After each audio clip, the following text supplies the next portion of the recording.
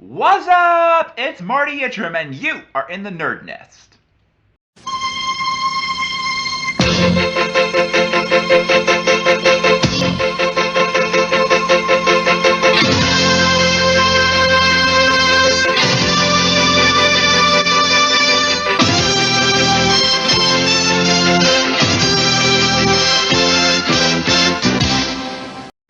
Well, it's been over a month since I made a video, but as I may or may not have mentioned earlier, my laptop's hard drive went kerplooie, so I had to send it in to get it fixed.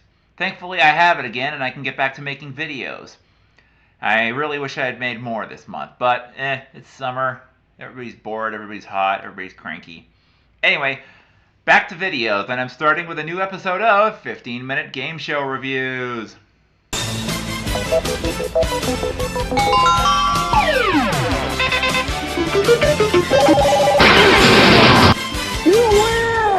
In this episode, I will be reviewing another game show that was from the creators of Tic Tac Dough, and it also served as their comeback vehicle following their fall from grace because of the quiz show scandals from the 1950s. Yes, it's time to review the game where knowledge is king and lady luck is queen, The Joker's Wild. From Hollywood, here's the game where knowledge is king and lady luck is queen. It's The Joker's Wild. And now, here's the host of the show, Jack Barry.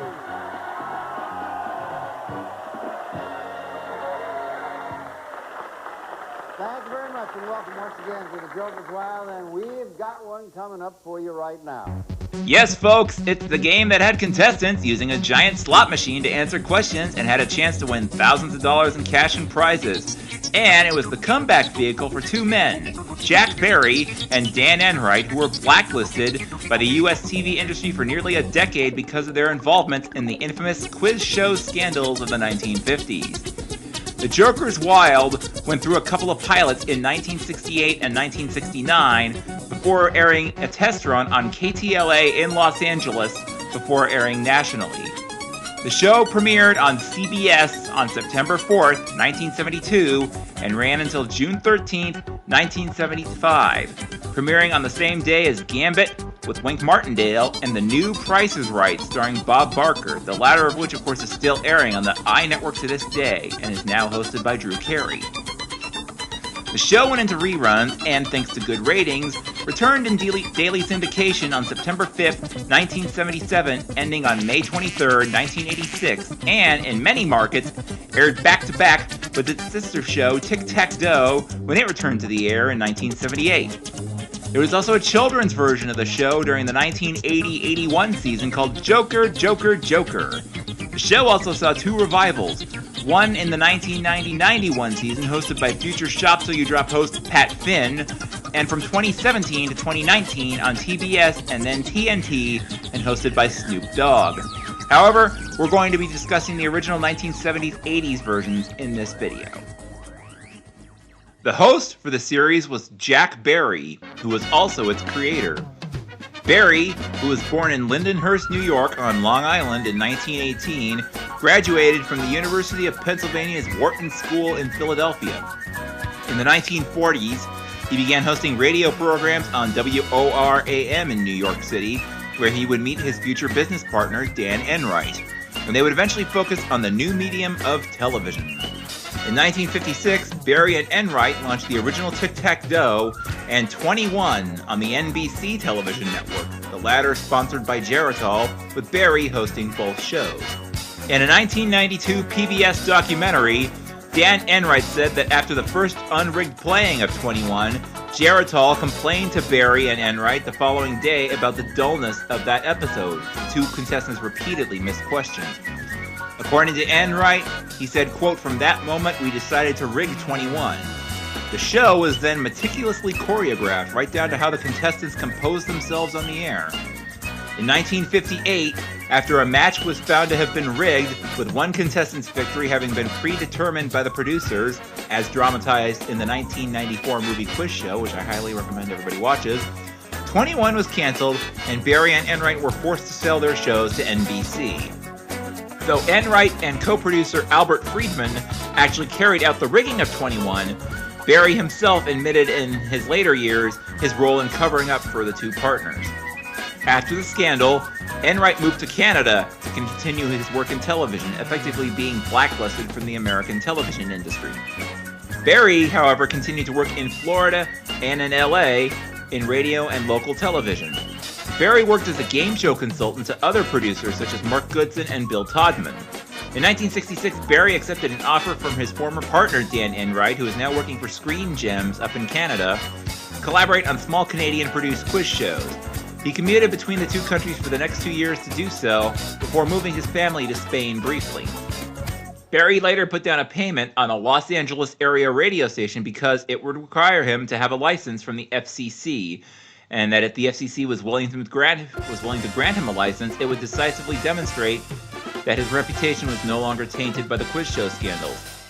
In December of 1968, Jack Barry embarked on an idea that would eventually launch his redemption arc, and eventually became the most successful game show project of his career. He developed and produced 2 pilots for The Joker's Wild, emceed by Password host Alan Ludden. CBS held off on picking up the series at first, and finally in 1969, Barry became a host again for ABC's The Generation Gap, placing the show's original host, Dennis Holey, for the final week of its run. And although he was not the network's original choice, Barry would host Joker on CBS for 3 years, and he would eventually revive his partnership with Dan Enright in its final season on the network.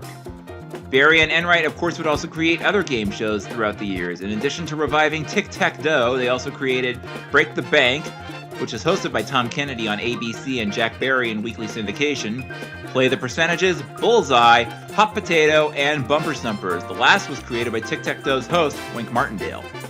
In 1981, Barry hired Jim Peck, who previously hosted Second Chance, the predecessor to Press Your Luck, and the controversial Three's a Crowd, to serve as substitute host when Jack was not available. And when the 1983-84 season came to an end, Barry planned to retire and have Peck succeed him that coming fall. Unfortunately, Jack Barry died of a heart attack in New York Central Park in May of 1984 at the age of 66. Dan Enright then took full control of Barry and Enright Productions, and in a decision that upset many of the show's longtime staffers, such as director Richard S. Klein and producer Ron Greenberg, who both left the company in protest, had the legendary Bill Cullen take over as the host of Joker instead for what would be its last 2 years on the air. It was also Bill Cullen's last game show hosting job before his death in 1990. Dan Enright died in 1992. The show's announcer for most of its CBS run was Johnny Jacobs, a longtime friend of Barry's who was best known as the announcer for Chuck Barris's The Newlywed Game and The Dating Game, with current Jeopardy announcer Johnny Gilbert and Roy Rowan filling in for Jacobs on occasion. When Joker returned in syndication, Jacobs, Gilbert, and Jay Stewart alternated as announcers for the first year, until 1978 when Stewart became the full-time announcer for all Barry and Enright game shows. Bob Hilton and Art James were substitutes for Jay Stewart for the 1980-81 season whenever he was unavailable. In 1981, Stewart was replaced as the Barry and Enright lead announcer by Charlie O'Donnell during his 9-year hiatus as the announcer of Wheel of Fortune, who announced for the remainder of Joker's run. Johnny Gilbert filled in for O'Donnell on occasion, and of course the two of them would work as announcers on Jeopardy and Wheel of Fortune respectively for more than 25 years, including 15 on the same studio lot until O'Donnell's death in 2010. Gilbert, of course, is still the announcer of Jeopardy to this day. The game was played like this. 2 contestants, one usually a returning champion, competed. The challenger began the game by pulling a lever on their podiums to set a slot machine in motion. The game's slot machine, also called the Joker machine, consisted of 3 slide projectors that had been modified to use discs loaded with slides for the categories and jokers, similar to the wheels used in a Viewmaster toy. I had one when I was a kid. Anyway, but I digress. The discs were spun by electric motors, and the unused categories were removed from the board by turning off the projectors for those windows. The wheels on the machine each contained 5 different categories, which were revealed to the contestants before the game, as well as the jokers, which of course were wild, hence the show's name, and they could be used in place of any category. After the wheels had stopped, the contestant chose one of the displayed categories and was asked a question in it. If the contestant answered correctly, the dollar value of the question was added to their score. An incorrect answer or a failure to answer within a time limit allowed their opponent a chance to answer the question and steal the money.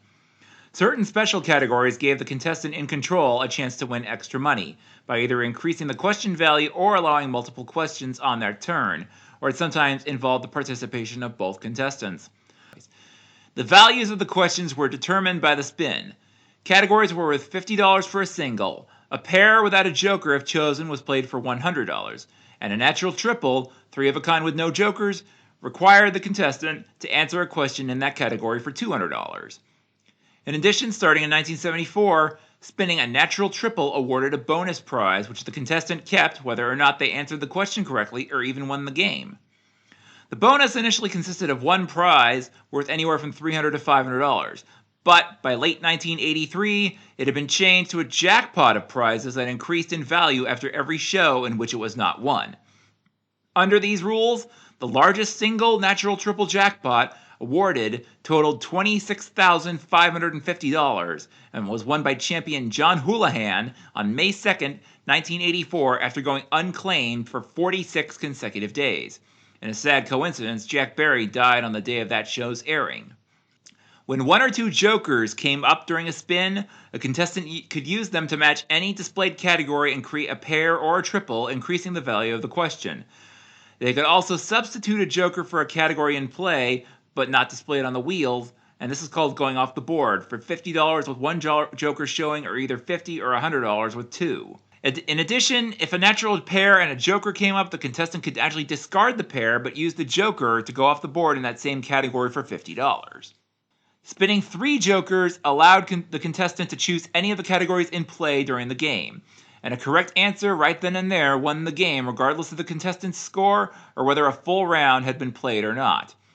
The winner received either $500 or the total amount they had accumulated to that point, whatever was greater. If unsuccessful, however, the opponent could not steal and the game continued as normal. Using jokers was optional, and contestants occasionally declined to use them if enough money was at stake for their opponent to win the game or take the lead. For example, spinning a natural triple and a joker, and then playing the pair for $100 instead of turning it into a $200 triple. By playing this way, the opponent had less of an advantage if the contestant missed the question and the opponent answered the question correctly. Just like on Tic Tac Dough, the Joker's Wild had special categories. The mystery category, for example, was always played for double normal value, $100 for a single, $200 for a pair, $400 for a triple. The contestant selected one of 7 numbered question cards in a rack mounted on the host's podium. Each card was in a different category, and none of which were the same as any of the other 4 in play. Potluck, later called grab bag. The questions could be about any topic, not necessarily one of the other 4 in play. Alphabet soup. All the answers began with the same letter of the alphabet as stated by the host at the start of the game. Stumpers. This category consisted of questions that were missed by both contestants on past episodes. After the question was read, the contestant could choose whether to hear the 2 previous wrong answers and play for normal value, or decline the help and play for double value. When it was first introduced, this category consisted merely of straightforward questions and was played for an extra $100. Fast forward. The contestant could answer multiple questions if they desired, each worth the amount spun, and stop after any correct answer. If they missed a question, they forfeited all the money on that turn, and they gave the opponent a chance to claim the money, but only for that one question. Bid. The contestant had to decide at the outset how many questions they wanted, with a minimum of 2. Completing the bid awarded the full value of all the questions answered. For example, 3 questions at $100 each awarded $300. But a miss gave the opponent a chance to take control with a correct answer and complete the bid themselves. If the champion selected this category, but they sucked at math and they didn't bid enough questions to tie or surpass a challenger who had already reached the winning amount of $500, they automatically lost the game. Fact or photo. The contestant could either hear one or more facts about a subject or see a photograph of it and then try to identify it. If they got it wrong, their opponent got both the fact or facts and the photo. How low will you go? A question and 1 clue were read to the contestants. 7 more clues were available, and the contestants bid back and forth as to how few they would need. The low bidder won control, but if they answered incorrectly, their opponent got to hear all 8 clues before responding. Choose the clues.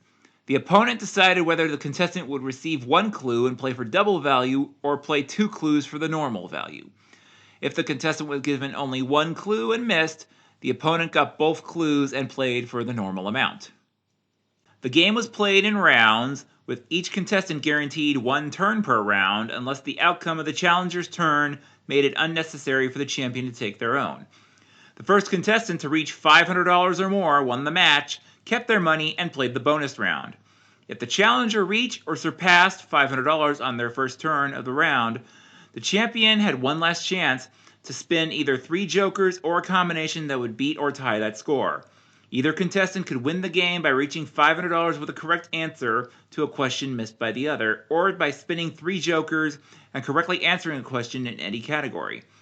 If a round ended with the scores tied at $500 or more, the game continued until the tie was broken.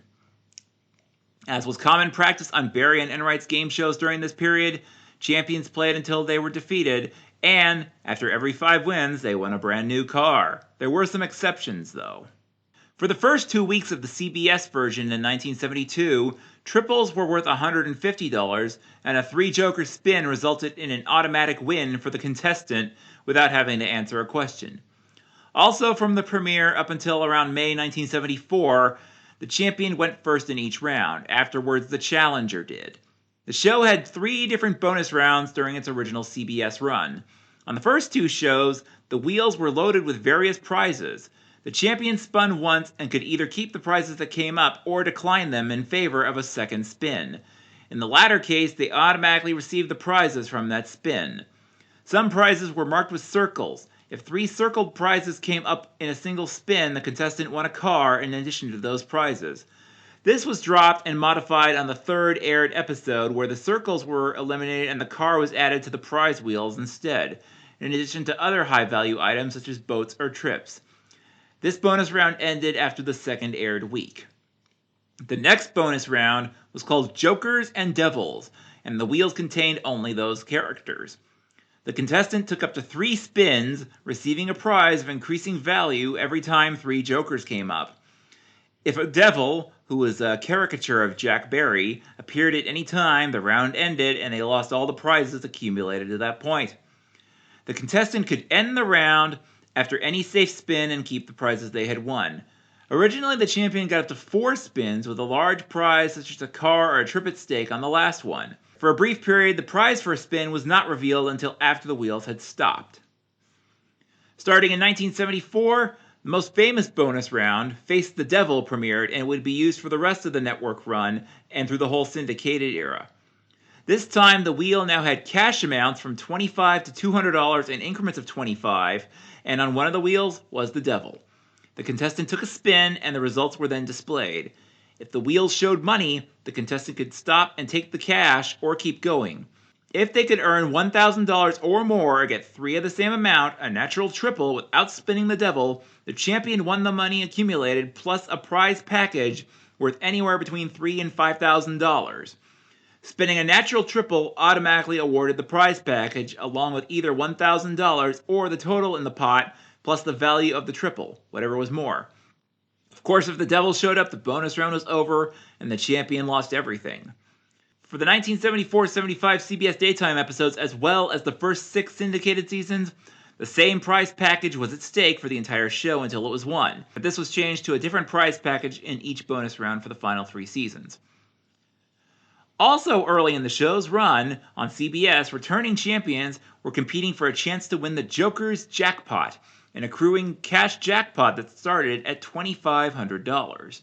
Contestants won the Joker's Jackpot if they won 3, originally 4, consecutive games. After the Jokers and Devils bonus round stopped offering a 4th prize, a new car was added to the jackpot instead. However, if the champion was defeated, all of their cash winnings were taken away and added to the jackpot, though the prizes they won in the bonus round were theirs to keep. After every game, the champion decided whether to play on for a chance to win the jackpot or keep all their winnings and retire from the show. The jackpot continued to build until it reached $25,000, which at the time was CBS's winnings limit for game show contestants. Originally, after winning the Joker's jackpot, the champion was retired undefeated.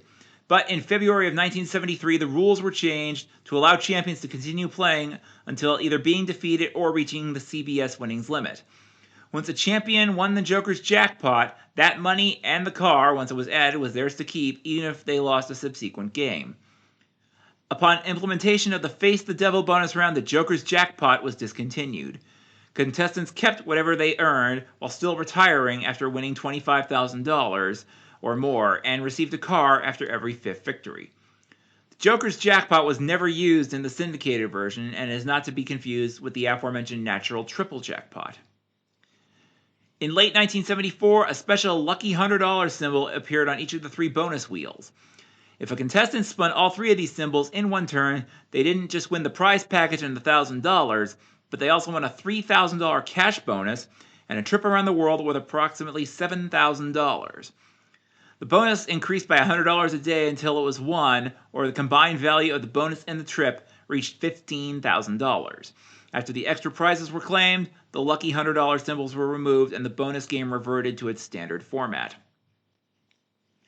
Starting in the fall of 1981, the audience game was introduced. 3 members of the studio audience were selected to win money and a chance to play Face the Devil. Each member of the audience had 1 spin to get as much money as possible. The wheels contained money amounts of $10 to $50 in increments of 10 plus $100, with $300 being the highest amount possible in 1 spin. All 3 audience members kept whatever totals they spun. The high scorer went on to play Face the Devil for a bonus prize in cash, using the same rules and dollar amounts as the on-stage contestants. Ties were broken with an additional spin, and the tied members kept the money they scored on this spin in addition to what they had already won. When Bill Cullen began hosting in the fall of 1984, 2 audience members were chosen along with a home viewer who played by pressing a key on their touch-tone phone to spin the wheels. The game was played on stage instead of in the audience as Barry and Peck had done in order to accommodate Cullen's limited range of motion due to his lifelong battle with polio. And that is pretty much how the Joker's Wild was played. Now let's take a spin and grade it. Yes, I did a slot machine noise and I'm terrible at it. The Joker's Wild is definitely one of the better game shows ever created, as it combined the challenging trivia of Jeopardy and Trivial Pursuit with the glitz and risk of a slot machine like you were in Las Vegas. It was a novel idea, using the slot machine to determine the value of the questions, and the use of jokers in place of categories was a helpful assist, yes, especially if you didn't want to use a category you didn't like. There was also a bit of luck involved, as a contestant could end up getting 3 jokers and get a chance to win the game. Luck was also definitely a big factor in the bonus round. Avoiding that nasty devil was not easy, but if a contestant could do so, they could walk away with a bundle. And of course, much like Tic Tac Dough, if they kept winning and winning, they could walk away with tens of thousands of dollars in cash and prizes. Of course, there was a 3-year period in the early 80s where they had a deal with CBS, when they considered them a network of record, which meant that they had to treat it as if it was airing on the network, and they were forced to retire early if they reached the network's winnings cap. But this only happened once. There were also plenty of other gimmicks during the show's run that allowed the contestants the possibility of winning more money and prizes, such as the natural triple jackpot. As for the hosts, well, this was indeed Jack Barry's redemption arc after his fall from grace during the quiz show scandals of the 1950s. He created a show that required contestants to have both knowledge and luck to win, and not only did he make a fortune, more importantly for him and Dan Enright, he earned forgiveness for their roles in the quiz show scandals from the public. Jack was one of the better hosts of his day. He was very professional, sometimes witty, and he was always great with the contestants. I've only seen a couple episodes where Jim Peck filled in for Barry, but he probably would have been a fine successor. Of course, after Jack died in 1984, Dan Enright kind of became a heel, and he overruled Jack's wishes about having Peck succeed him, and brought in Bill Cullen to serve as what would be Joker's final host. Now don't get me wrong, Bill Cullen was a great host. He was one of the best game show hosts of all time. I just don't think he was a good fit for this show. The main reason was that Joker, it was a fast-paced show, and Bill, well, wasn't.